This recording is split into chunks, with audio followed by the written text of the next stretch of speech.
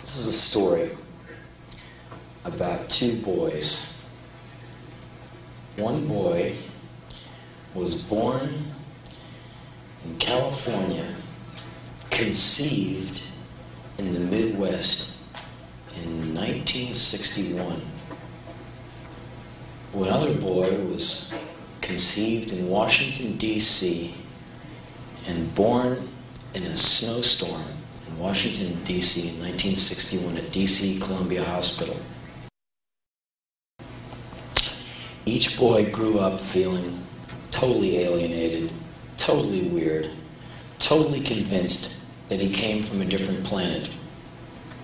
Each of them had one stroke of good fortune.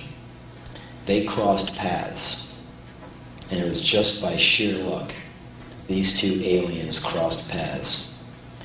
They became incredible friends and had a friendship that was beyond words, that was beyond thought. They could finish each other's sentences. When they were together, they were so telepathic. It's like they were brothers. It's like they shared the same mind. When they were together, they used to call themselves the Chosen One. Everything the other one said was awesome. People around them used to say, "Why don't you guys just get it over with and fuck each other, okay?" The two would laugh at them and know that these people had no idea how cool the other one was. They would argue with each other. "You're awesome. No, you're awesome. No, you're awesome. No, you're awesome. But you're the man. No, you're the man. I guess I am the man. You are. No, but you are." On and into the night. They would watch really stupid movies for their comedic impact. Anything with Sylvester Stallone. The more serious the movie, the more the boys would laugh.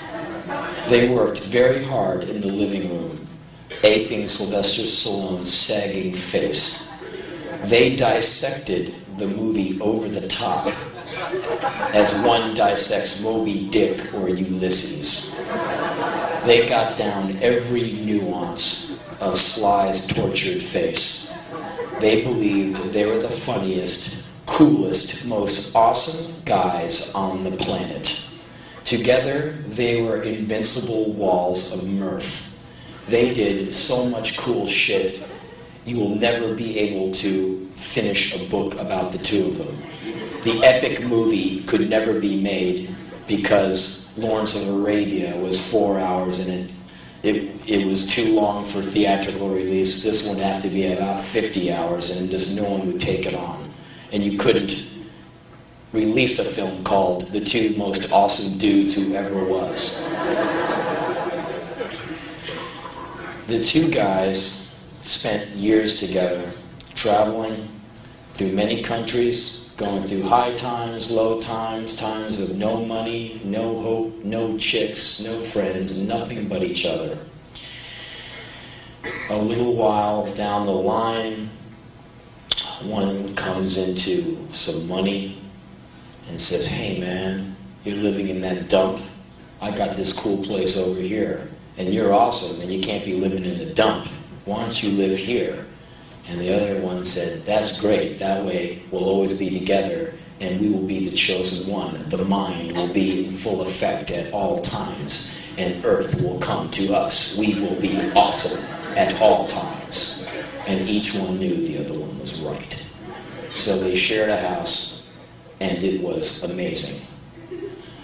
They went to the Whiskey a Go-Go one night to watch a band. It did not matter what band it could have been. It did not matter who was with them. No one survived the treatment they gave people. It could have been Black Sabbath in 1972, their common favorite band, and they still would have bagged on Ozzy, because everything was funny when they were together. So the two of them are watching a band at the Whiskey, laughing until they urinate their pants at how funny the band is, when actually the band is kicking much ass. They're making it into the worst gig on earth and having the greatest time. People are passing them, recognizing both of them and saying hello. The two say hello back, and once the person who said hello turns away, they make stabbing motions at that person's ass with air knives. And laugh and high-five and bond even further. The two boys were a walking riot at all times. Maybe not to anyone else, but each other. They left the whiskey, and they went all the way through West Hollywood towards Venice with their middle fingers out the window, flipping off all of West Hollywood and Westwood. Very immature, but they thought they were the funniest fuckers on earth. And they were. They got back to the house in time to go to the video store to rent Rocky V. And they even started getting ready for the movie 2 hours before they would watch it by looking at each other and saying, "Go for it. No, you go for it. No, you fuck me. No, I'll fuck. No, you fuck me. No, I'll go for it. No, you go for it. Hey, you gotta go for it, right? I got pulled out of the womb, right, with a monkey wrench. That's why half my face doesn't work. And that's why over the top. You see me when I'm going, I take it and I take it over the top. You see my face and I go, yeah. A lot of people said I'm an idiot, right? But I'm very erudite. I mean, if Mel Gibson can do Hamlet, I can do Macbeth, right? Look, to be or not to be. See, I can do that, right? A lot of people don't know that I'm a very erudite and intense actor, man. But one day people will see my full potential. They think I'm a meathead. But what they don't understand is I'm worth $160 million, right? They might hate me, but I could buy them.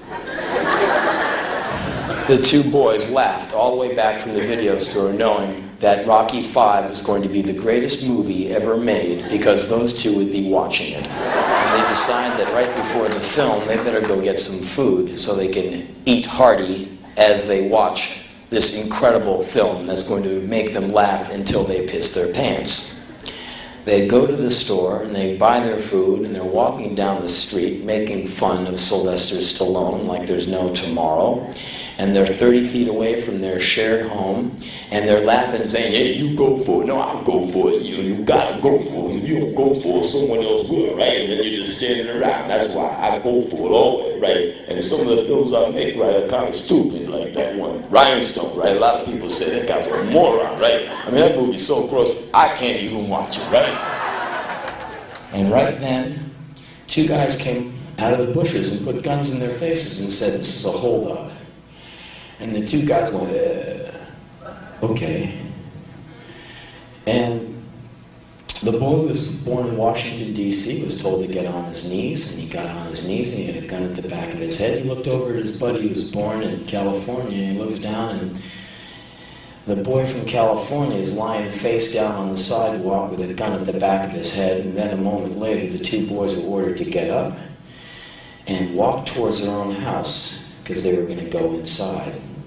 The boy from Washington, D.C. is the one who had the key and knew very clearly that once they were taken in, they were going to be marched into the back room, told to kneel down on the ground, and they would be shot execution style in the back of the head. So the boy from Washington, D.C. realized they had about 45 to 60 seconds to live and was vainly trying to figure out a way to turn this all around. The boy from Washington, D.C. opened up the door, took 5 steps in, dropped the groceries, saw that the TV was on, furiously thought of an idea of maybe trying to give these two sons of bitches the VCR and the television, and maybe they would just go the fuck away when the boy from Washington, D.C. heard a slight scuffle. BANG! He ran out of the back of the house, ran up an alley, made a left, made a right, made a left, went to a phone call, dialed 911, and said, "I live at 809 Brooks Avenue in Venice, California, and there is a shooting at my house. Can you please come here?" So I walked into the middle of the street, not knowing what the fuck to do with myself. 30 seconds later, a plainclothes cop car comes racing up the street towards me, orders that I go to the side of the curb and put my hands on my head. They arrest me, throw me in the back of a car, drive me up to my own house, and keep me there for 20 minutes and make fag jokes outside the car and point at me and call me sweetie.